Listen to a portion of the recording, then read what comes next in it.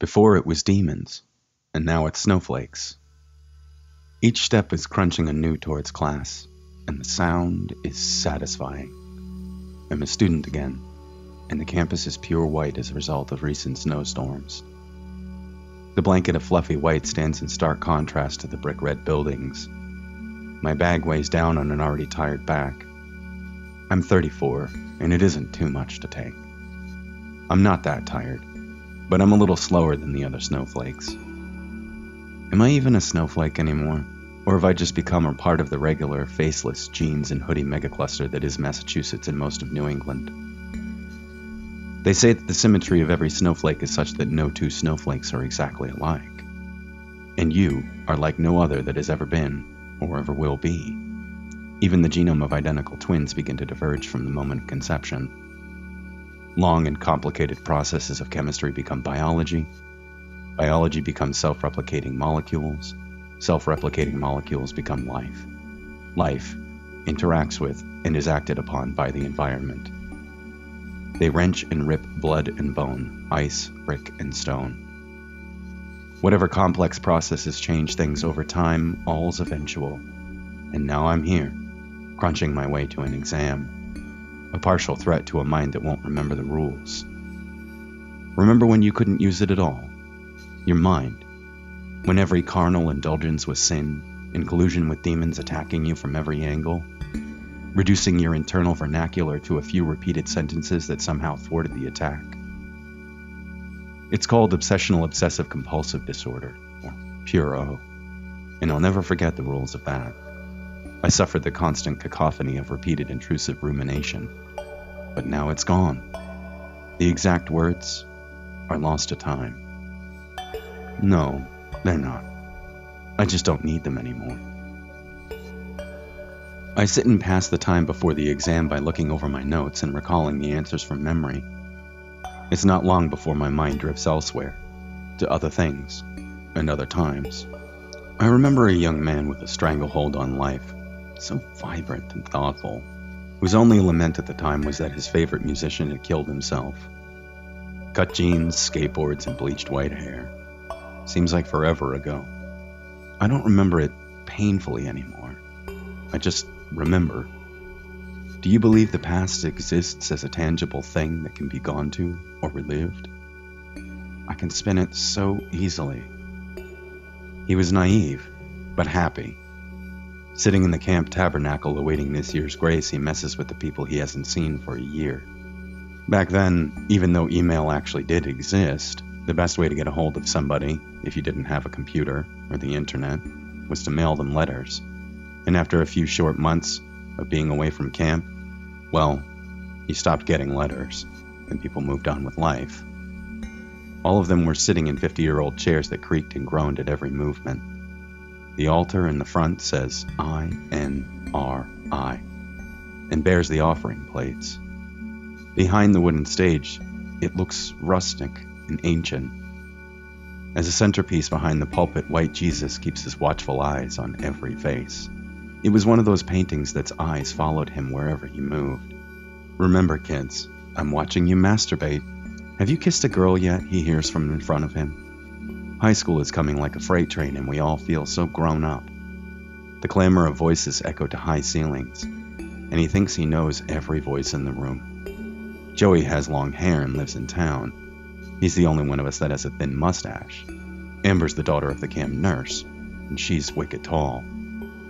Stephanie is the girl who lost her bathing suit top last year while jet skiing. And isn't it a surprise to see a nipple or two when you're 12 or 13? Josh, the boy he found himself attracted to, couldn't come this year, but 2 new guys are here, and he'll get their names later. His sister's messing with other girls by braiding their hair. The girl who's getting braided, he remembers accidentally throwing a softball at her and giving her a black eye. 15. What a time to be alive. He had forgotten some of the fears of being young. Just a few years earlier, he had had his first panic attack as a result of realizing that he's different from the other boys.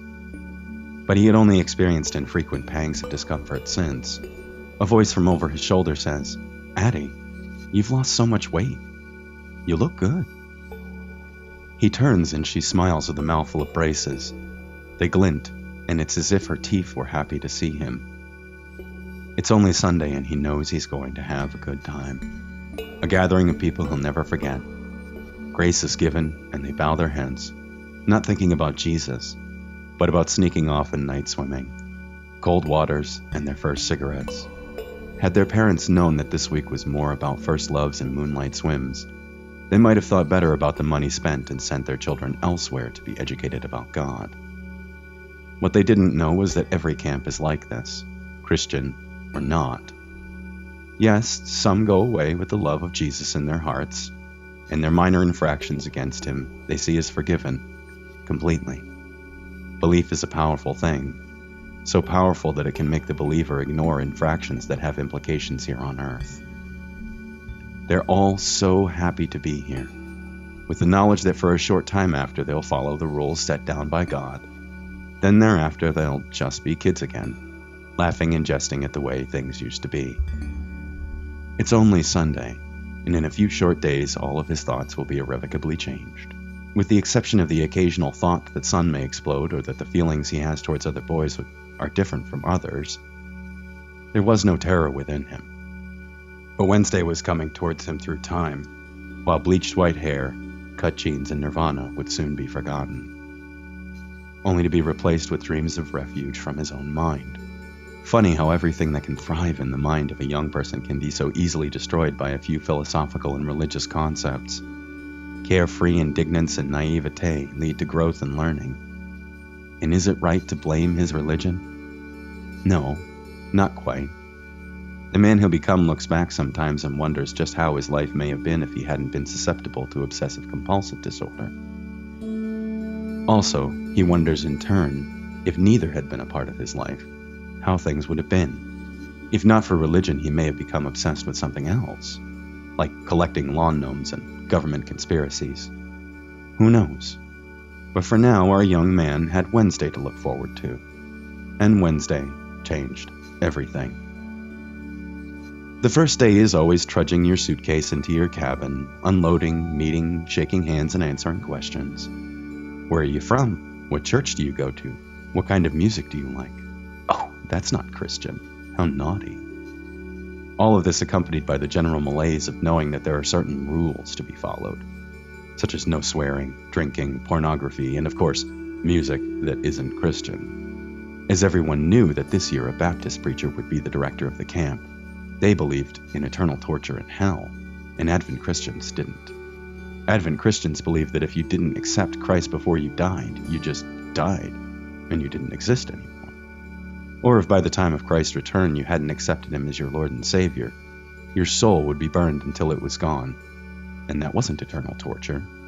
This is what's commonly known as annihilationism. The forfeit is eternity.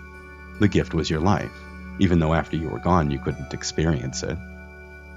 A simple enough sad truth about doctrinal differences that makes or breaks the Christian. Will the true Scotsman please stand up and put milk in his fucking tea? Or however it goes. But such lofty and philosophical ideas were no concern to young Atticus. By 5 o'clock that afternoon he had been sunbathing with his friends and swam until his fingers wrinkled and his shoulders tired.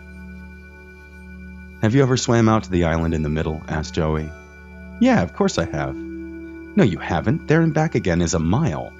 And a mile swimming is like 10 miles running, dude." "Nah, I was kidding," Addie said, and he laughed at untroubled blue skies.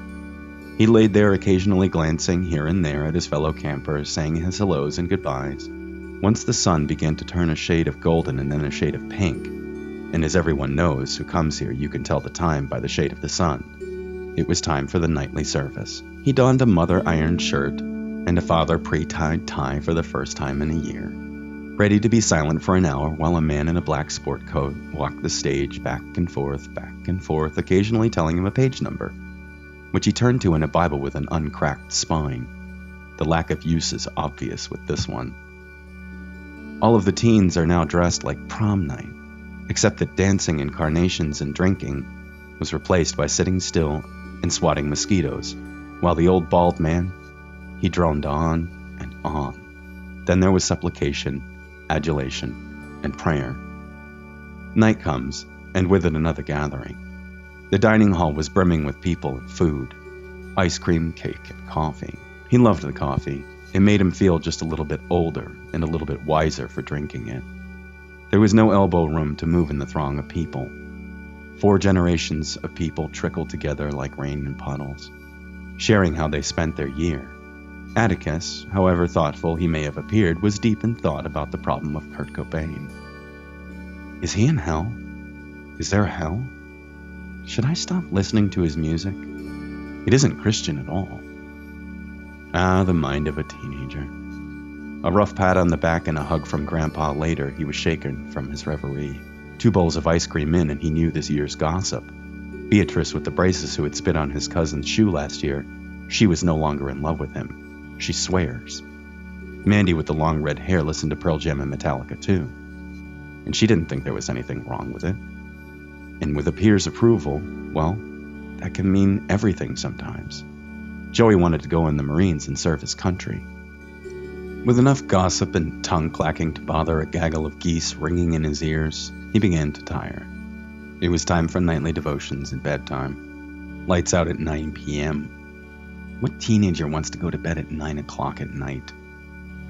The devotion was led by James, the counselor. That night was about backsliding. How even your momentary glances away from the light of God can lead you down a path of destruction. Then, a reading from the Bible. More prayer, and sleep. No sneaking out this time, he guessed. But he couldn't sleep. What if he backslid? Is everything you do really written down in the book of life? How do you make sure that you don't end up in hell? He stared at the eaves of the cabin. Hundreds of signatures littered the walls. James was here, 76. Bob loves Jeannie, 84. Heather kissed me here with an arrow pointing to a top bunk. Things darkened, and he did finally sleep. Loud footsteps moved towards me. I snap awake and realize I had fallen asleep in the chair. Shit! Did I miss the exam? I fumble for my cell and see that I have 5 minutes to get there. I'm fine, I tell myself, and I think it's better to have slept. Studying an hour before the exam won't do any good anyway, but I have weeks of studying behind me and that should be good enough. I take my seat in the front of the auditorium. I always sit in front, as if somehow I can glean more information from the professor by sitting closer to them. The professor, she comes in with an armful of nobody in class knows and hands it out. You may begin your exam once you've received it, she says. The first question is, with the example of the 3-spine stickleback, please explain what an adaptive radiation is and how it's an example of evolution, and what implications it has for evolutionary lineages. My dumb brain thinks, radiation? Like Geiger counter radiation? And then I remember the real answer. More to come. It was Valentine's Day. Night, actually. And I was standing below the massive, flickering Walmart sign that hung precariously from the front of the store that it named. I hobbled across the parking lot with my crutches, staring at my feet dragging on the wet asphalt so that I wouldn't fall. I'd broken my leg in December. 2 boys who would be my roommates in a few months stayed close beside me because an already clumsy person with a broken leg is in constant danger of tipping over.